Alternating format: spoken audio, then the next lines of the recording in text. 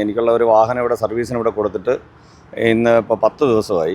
10 ദിവസം കഴിഞ്ഞ് 2 ദിവസം മുമ്പ് ഇവിടെ വന്ന് വണ്ടിയെക്കുറിച്ച് ചോദിച്ചപ്പോൾ അവർക്ക് യാതൊരു ഇതുമില്ല. വണ്ടി മറ്റ് ജില്ലയിലെ സർവീസ് സെൻ്ററുകളെല്ലാം പൂട്ടിയെന്നും എല്ലാ വാഹനങ്ങളും ഇവിടെ ആണെന്നും ഓരോ വണ്ടി അവർക്ക് ചെയ്യാൻ പറ്റത്തുള്ളൂ, എന്നത്തേക്ക് സർവീസ് ചെയ്ത് തരാൻ പറ്റത്തില്ല എന്നും പറയുന്നു.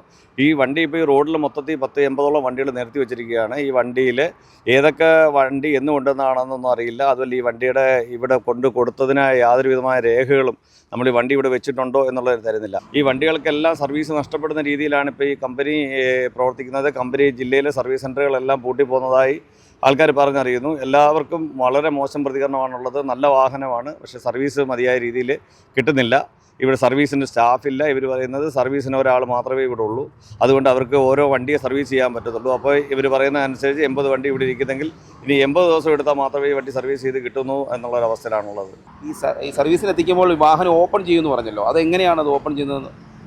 വാഹനം സർവീസിൽ എത്തിക്കുമ്പോഴേ പാസ്വേഡ് ഇട്ട് നമ്മുടെ രജിസ്റ്റേർഡ് മൊബൈൽ നമ്പർ ഉണ്ട്. ആ മൊബൈൽ നമ്പറിലേക്ക് OTP വരും. OTP വരുമ്പോൾ ആ OTP പറഞ്ഞു കൊടുത്താൽ മാത്രമേ സർവീസ് എഞ്ചിനീയർക്ക് ഈ വാഹനം ഓപ്പൺ ചെയ്യാൻ പറ്റൂ. കമ്പനിയുടെ നിർദ്ദേശപ്രകാരമാണ് ഇതെല്ലാം ചെയ്യുന്നത്.